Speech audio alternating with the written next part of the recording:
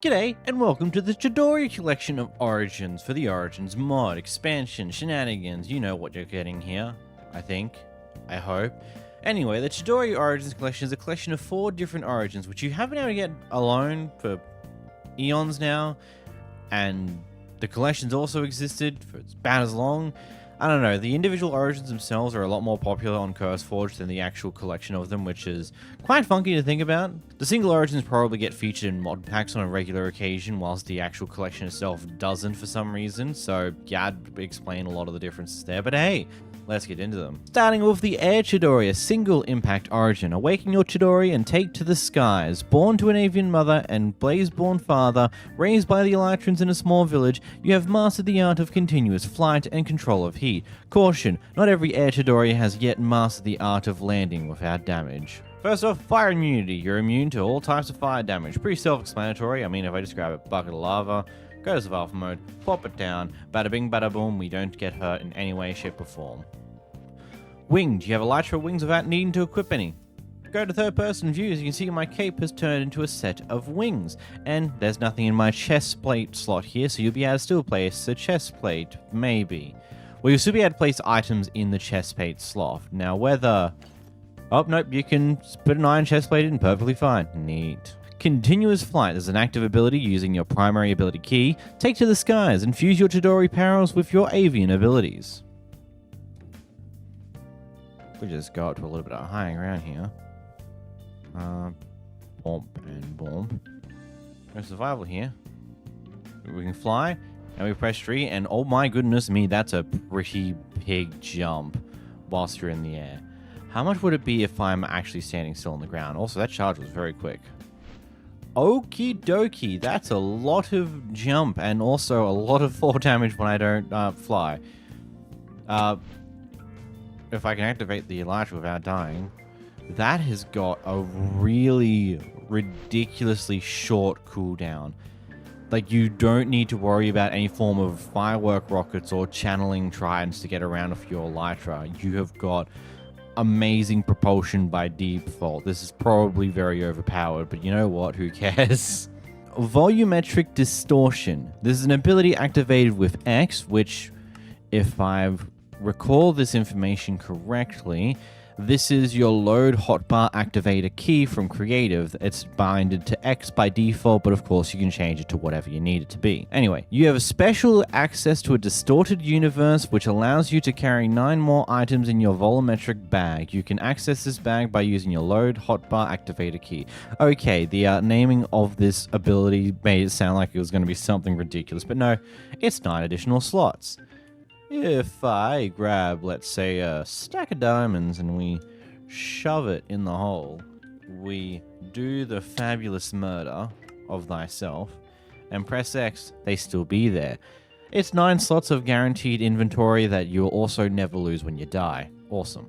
Vandal Sprint. Flying has taken a toll on your body. Eat adequately to be able to sprint. Wait a minute. What does it mean by that? Oh. So your hunger seems to move at the same pace as it usually does, but if you go below 8 chunks of hunger, you can no longer sprint. That is a interesting way to try and balance the shenanigans that is this. I don't really think it matters particularly much having no ability to sprint when you can move around so easily and quickly like this. Whoops. It's like servers, this Elytra boost things probably wouldn't be prove to be too powerful in a heavily modded server because the world won't load fast enough. But in a single player world, oh yeah, definitely. This is very powerful, overpowered, extremely overpowered, whatever word you want to have. Jeez, I gotta be very careful with my fall damage. Lives of the 9 Tails. You have 1 less heart than humans, giving you only 9 hearts. 9 hearts, you can see down there, which is 18 total hit points. Chidori Blood. You have Chidori Blood running through your veins, which makes you emit strain particles. I have particles turned off right now for thumbnail stuff, so let's go turn them back on. All particles. Whop. And let's just... we got some particles around us. If I then find a way to get into the air, why am I in the middle of trees? Yeah, we just got some air particles coming off the back of us. It's not really much major. Nifty, though. Fresh air when sleeping. Your bed needs to be at an altitude of at least 86 blocks so you can breathe the fresh air. If you've experienced the typical avian origin in actual vanilla origins, you know exactly what this is. Jeez, that's a lot of fall damage. That's actually normal fall damage, though. So what? This location that I randomly spawned for the seed is about 66 blocks in the air. So what if... Is there any natural point nearby that I can get to that is 86 blocks? Oh, yeah, definitely. Yeah, just like up here. Like up in the mountains, you kind of want to be sleeping if you want to sleep. Or you just do a stack of one block thick pillar all the way up to 86 and then just put your bed up there. That can also work. Precarious, but it works. Land Chidori. This is the 2-impact origin. Awaken your Chidori and protect the lands. Exiled from the northern overworld mountains, the Land Chidori took refuge in a small village run by the Shulks. Borrowing powers from the Shulks and mixing with their own abilities, the Land Chidori have allowed earth magic to run through their bodies, an honorable race who have sworn to protect their allies at any cost. Boop. Oh, we just got a bit taller. Big friendly giant. You're taller than the average human. Well, the self-explanatory. We stand next to a tree here. As you can see, we seem to be about 3 blocks tall. Wowzers. Doesn't look quite 3 blocks. Let's get some colored representation here. Let's do that. This is a weird color combo, me. Just for the sake of not annoying myself, I'm gonna make that look like a traffic light. Yeah, we're about 3 blocks tall. And we crouch down to 2.5 blocks, give or take. Stone smash. You can smash stones with your bare hands. Well, survival we go. Down we start mining. Ignore the adjustments on my HUD from food and stuff. And we break stone at a very reasonable speed. Like, that's a really good speed. We don't... Of course, when it comes down to these things, we can't break cobblestone like we break stone. I feel like that's always an oversight. Yeah, because I don't get the cobblestone back. I wonder if that's an oversight that is just extremely common, or whether that's purposeful. I will never know. Skulk box! You have special access to your own storage, which allows you to carry 9 more items in your skulk box. You can access this bag by using your load hotbar activator key. Same ability as the air Chidori. We've got my inventory slot here. If I drop it in there and my orb of origin, and we do this fabulous self-murder, and we open it back up, and bada bing, bada boom, those items were saved from my crazy death. Hunted sprint. Being tall has taken a toll on your body. Eat adequately to be able to sprint. Is this going to be the same as the air Chidori? Wow, I feel like my sprint is slower as this guy. What's going to be the easiest way to knock some hunger out? Not that, obviously. Okay, so something I just noticed there is I don't actually know exactly where the hunger needed to be to stop my ability from sprinting again, but it seems to be the case that if you're currently sprinting at the time where you drop down to the hunger point where you shouldn't be able to sprint at all, it doesn't auto stop you sprinting. You just keep sprinting. It's just when you do something that stops you from sprinting in that moment, that's when you can't sprint again. Because I stopped sprinting for a moment and then now suddenly I can't sprint again. Now I'm going to have to experiment a little bit to find exactly where the point is I can actually sprint again. So let's grab a bunch of cookies. They are worth literally nothing. Still can't sprint. Still can't sprint. Still can't sprint. And I can sprint again. Okay, so the sprint requirement seems to be the exact same as the air Chidori. If you lose 2 chunks of your hunger, you can no longer sprint. This time, though, it's a major disadvantage because you don't exactly have the ability to fly and glide like a maniac. Grounded cushion. Thanks to your earth magic and quantum leap abilities, you take no damage from falling tall heights. I mean, we saw this earlier when I was trying to remove hunger for the previous section, but hey, let's just go up here. Oh man, what a drop. That should surely kill someone, right? Wrong. Grabbed. Your long arms allow you better reach. Flip back to creative mode again, and I'm just going to have to do this real quick just so I can test this a little better.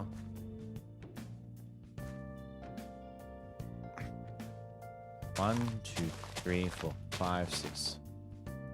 Which is 6. That's... If I go down to a human, 1, 2, 3, 4, 5, 4. I feel like if I...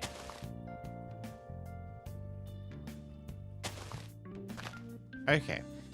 Regular Minecraft player, you can break 5 blocks, but with the land Chidori Origin, you can break 7 blocks away. And because of shenanigans of your height change, it isn't exactly that. It's roughly thereabouts 1 block of extra distance, but because of your height being changed, it kind of screws the mass a little.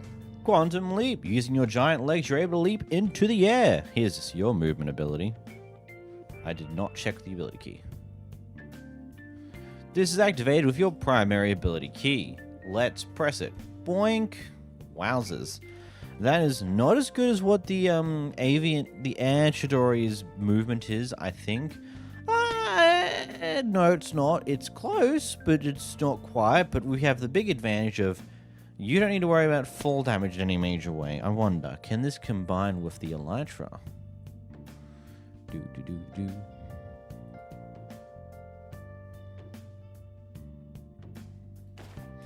Well, you can wear the Elytra, so I can jump and then I can do this. The cooldown on the Quantum Leap is a bit longer than what the Air Chidori's cooldown is, but it's still short enough that you can use this in combination with an Elytra and be able to fly pretty easily. But this time, without the fear of taking fall damage. Also, it's raining now. Sturdy Skin, you have additional natural armor. You have an additional 4 armor slots or 8 additional armor points, which is always handy to have. Anti-haste, you're slightly slower than a human. Well, you attack slightly slower than a human. If I grab myself something like a sword, and then we go find myself a husk, we can place it down and we can witness the speed. It's not that much slower.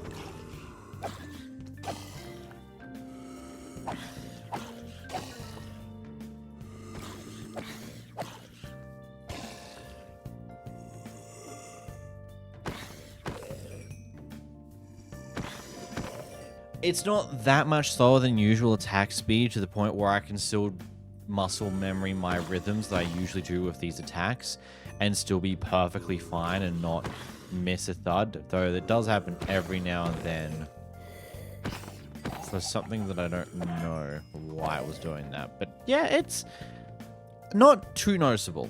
Overgrown fatigue, due to your large size, you tend to move slower than most humans, as we would have saw earlier. As I mentioned earlier when I was testing around the hunger and sprint stuff, you just don't move anywhere near as fast as a normal player. Hearty, being large in size, you have more health than a normal human. You have 2 additional hearts or 4 additional hit points, making for a total of 24 hit points or 12 hearts. Ranged Ignorance, having only ever used your fists, you have no knowledge in using ranged weapons. If we go to a certain little thingy bob, we can roll over here and we can just already see what's going to back here. Trident here, ranged ignorance, it's unusable. If we find a crossbow, same thing there. As well, a bow and a crossbow. I don't know why there's no texture on my crossbows. I've noticed that for a minute now. But yeah, if I grab it, I'm right-clicking and nothing is happening. Chidori Blood, you have Chidori Blood running through your veins, which makes you emit strange particles. Same particles as before, though a slightly different coloring, I think? Yeah, these are a bit more bluer than before.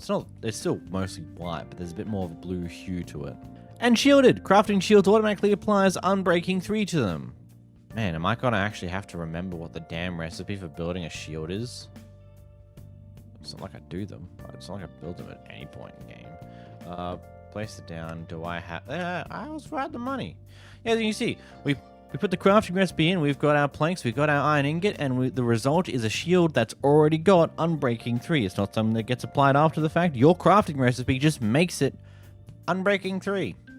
Pretty neat, especially if you want to give it to your friends. Next, we have the Dark Chidori. This is another true impact origin. Awaken your Chidori and embrace the darkness. You're a dark warlock who specializes in dark arts and magic. Through your own research, you have managed to adapt your body to be like the Blazeborn. Whoop. And we're back down to normal size, clearly. Fire immunity. You're immune to all types of fire damage. As shown off with the As showed off the air Chidori, this is pretty simple. We'll just grab a lava bucket, throw it to the ground apparently, slam it, see we don't die to fire damage, and pick it back up because there's no point in thinking further. Slender body. You can reach blocks and entities further away.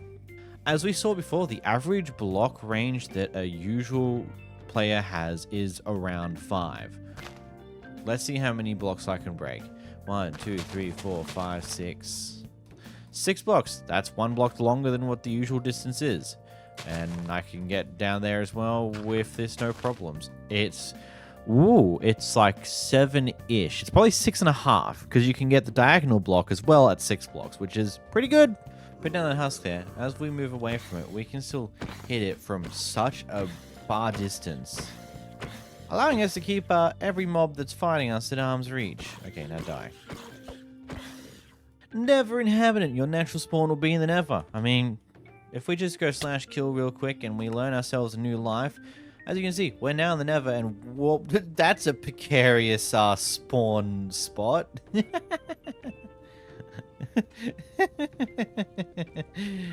Oh, I mean, you could probably get up here slowly by breaking a bunch of blocks, though I do query the question, can I survive fall damage into lava? Yes I can. Wait a minute. I feel like there's something else there. Yes there is. We'll get to that. Dark arrow. Using dark magic, you're able to fire arrows out of your chest. Biting your thumb and applying blood on your arrow tips while sneaking will enable you to fire a special venomous arrow that will poison your enemies on impact. It's an active ability with G. Okay, I don't get what the second bit does quite perfectly. Do I now need to find a way to... Oh, there's some mobs. Here, we got some magma cubes. Whoop. We press G. We shoot arrows. That do a lot of damage. And if we shift, we can shoot a poison arrow. Only one at a time. It's a cooldown between hand before we can shoot another one. And if you miss, then suffer. But yeah, you can shoot arrows by pressing G. They do a fair amount of damage from what I can tell, and if you want to make a poison arrow, you just hold shift and you shoot it and it's got a cooldown. Dark heals. By infusing your dark magic with your own blood, you're able to cast regeneration by stabbing yourself in the heart with an arrow. What? Yeah, let me just regen my health real quick. Stabs arrow into the heart. How? I mean, sure, that works. I guess we can just go with it, you know? Just go with it, man. Okay, I get it. Which, that introduces a very interesting thing. So when you shoot an arrow out of your chest, so the ability from before, you can actually pick up those arrows. You can even pick up the tipped arrows. That's funky. And with these arrows, you can then use your secondary ability to consume an arrow to give yourself regeneration for about 5 seconds. Dark speed. Thanks for dark magic, you now stab yourself in the foot with an arrow and gain speed effects. Assuming this works exactly as it did before, we press X with an arrow in a hand, and we gain speed 3 for about 5 seconds. You know, considering how easy it is for this origin to mass produce arrows like it's nobody's business, having this be 5-second abilities is pretty neat. And you do get a lot of differences in that time. Like, I've still got... The speed just ran out there, and I've got all the way around that pretty quickly. Wait a minute. I just picked up on a bit of funk. I can't sprint on the lava, but I can give myself a speed boost.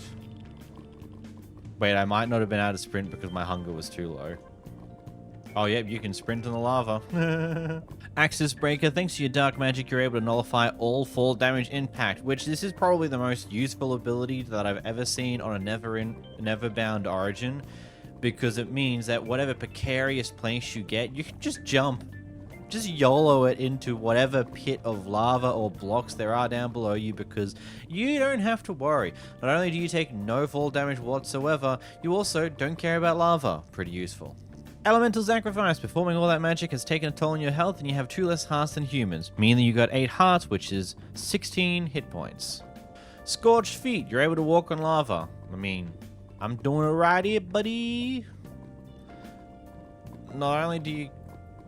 Unfortunately, you can't shift to hop off the top layer of lava, but I assume if I go into the lava itself, I can maintain being in said lava. Yeah, you can. Though I don't know if that's worth it because of how slow it moves. But fortunately, you just need to swim back to the surface of the lava and you can just jump onto the top. Pretty neat. Molecule Reversal. You're able to walk on water. Damn it, game. You have to... Damn it, Origin. You're making me go back to the overworld for this nonsense. And we're nowhere near where the spawn was. But hey, as you can see, we walk on water. Though you can't sprint, seemingly.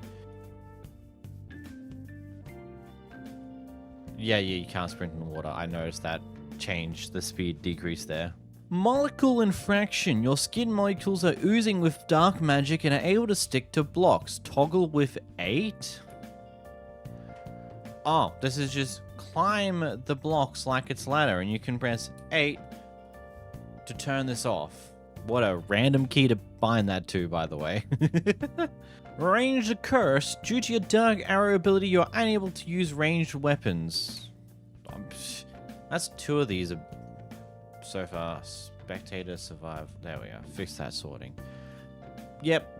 Range Curse, unusable. We go find the bows. They're unusable. It doesn't really matter at the end of the day. You have a portable bow, though it seemingly is unenchanted. So that might make a massive difference, or maybe nothing at all.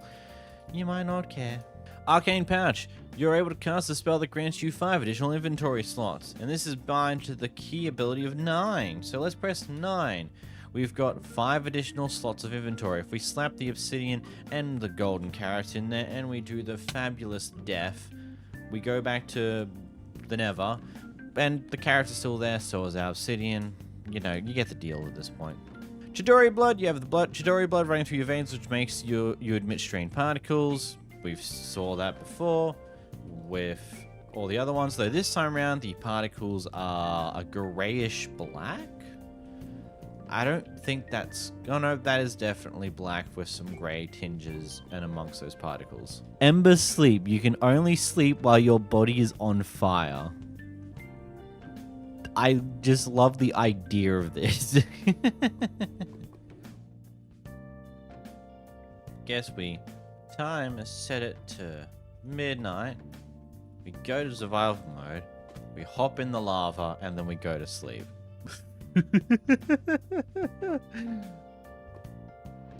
But if it's time set day, nice job me, and we put out the fire, it's not hot enough for you to sleep, but there's piping hot lava right next to the damn thing. Okay, there we are.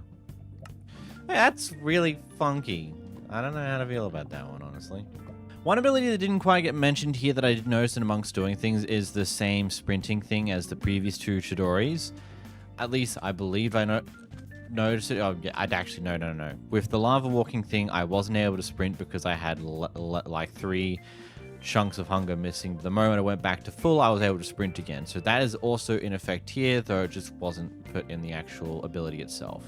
Aqua Chidori. This is a 3 impact origin. Awaken your Chidori and swim through the seas. Originated from a failed experiment by witches using dark magic on Merling prisoners, the Aqua Chidori grow in numbers and now look to dominate the aquatic space. A fast and agile water-based race who have now mastered the ability to survive on land using magic that allows them to craft special potions. Bop. We are smaller. Oh my, we are really small. Anyway. We've also been given 3 water-breathing potions and a trident to start off with. Let's find out more. Stunted growth. Due to unknown experimentations, your body is only half the size of a human. If we go... Ooh, those particles look cool.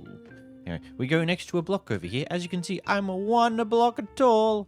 I can shift and probably fit underneath half a slab? No, not quite, but be close. Starter gear. You start with 1 trident and 3 water-breathing potions. I mean, neat. What if I die. Do I get another round? No, I don't. Liquid pouch. Aquatic magic has granted you access to your own special pouch. You can access this pouch by using your load hotbar activator key. Again, same as all the other ones.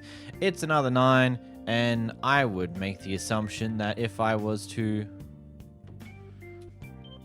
put all my stuff in there and then do the magical words, I will see that I still have all that stuff in there, no problems at all. Water breather. Spending time around witches have given you special magical powers to be able to craft your own water breathing potions. This requires 1 glass bottle and 1 seagrass. Okay, let me just go into water so I don't need to worry about this. So if I just put a glass bottle and seagrass in there, we can make a bunch of potions of water breathing at a pretty cheap rate. Damn. I got way too many of the damn things. Bob. Easy meals. Using your special acquired powers, you can craft your own health potions. Using 1 glass and some kelp. Okay, let's go grab some kelp then. Pop. Grab the kelp. We grab the glass and bottle. Stack it correctly, we get instant health potions. That's Witch's Grace. Being around witches all the time has made your body immune to poison. Simple way to see this is if we just go effect, give me some poison. As you can see, it tells me that it's unable to apply this effect because the target is either immune to the effects or has something stronger, which we definitely don't have something stronger, so we're immune. Gills, you can breathe underwater, but not on land. Yeah, this probably should have been at the top of the list, but it's here. As you can see, the moment I go out of the water, I will start losing air bubbles. Pretty quick. This is kind of why you're given 3 water breathing potions to start off with, so that's not a problem when you have a chance to get to your closest water source. We'll just do these 3 in combination. You got wet eyes, your vision underwater is perfect. Aqua affinity, you may break blocks underwater as you do on land, as well as fins, your underwater speed is increased. You can toggle, as you can, yeah, I mean, look at that. I can see perfectly normal. If I go over to the sand over here, we break it at regular speeds underwater, which is also pretty nifty. We swim quite fast. I would say slightly slower than what a normal player would swim with a dolphin's grace. So, makes me wonder, what's our speed going to be like when we do get a dolphin's grace? That's what a dolphin egg looks like. Interesting. Put the dolphin down. Come on, give us some dolphin's grace. Yes, we are. And boy, oh boy, we speed around. And of course, with the toggle, with the water eyes thing, you can toggle it with your primary ability key if you so want to. I don't know why you would. Like water, underwater, you do not sink to the ground unless you want to. As you can see here, I am currently floating in the water. I can press space to go up and hold the float. I can press shift to go down quickly. I can press sneak key to go down quickly, or I can tap it to disable the floating, and I'll just start sinking to the bottom of the ocean naturally. Of course, the moment I press spacebar again, I will stop sinking. Rock climber. Being small and nimble allows you to easily climb blocks. Let's go over to outside of the water. With our water breathing version, we actually do have a pretty decent speed outside of water, but as you can see, we climb.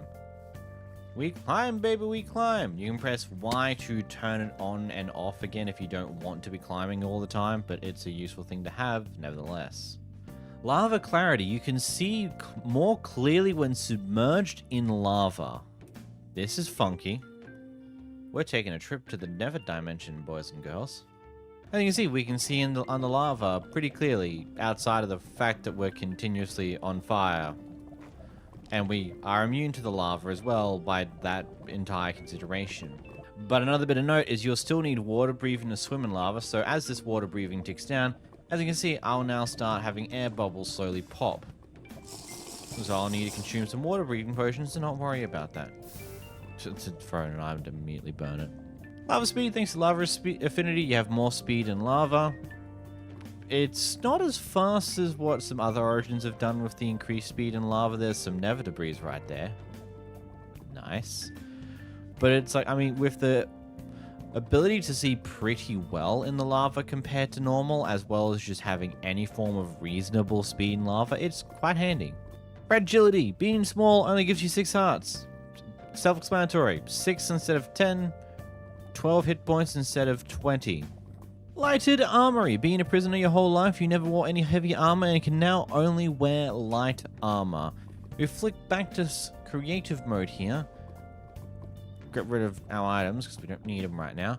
And let's just grab some chain mail and some iron gear.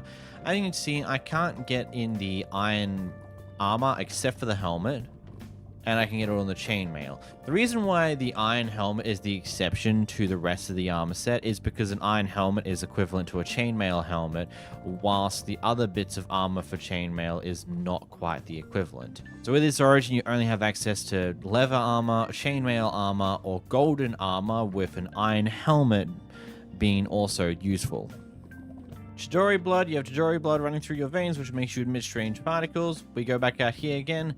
Unlike the previous 3 origins where it was that one same particle effect but in different colors, this time around you've got the conduit effects, I think these are, that are continuously popping around your character, even at the top end. Like, it seems to be popping up at around the 2-block height, the usual player height itself, even though you're shorter. Fatigued experience. You gain XP slower than humans. That doesn't sound good.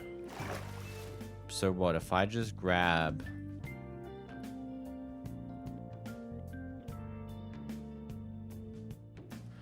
bunch of bottle-os enchanting and get back in the water. Let's see how far I get with a stack of these.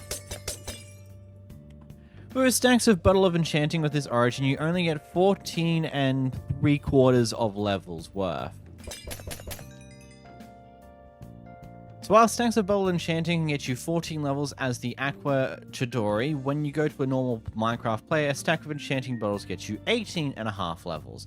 That's a pretty noticeable difference that of course continues to stack as you get higher in levels, which...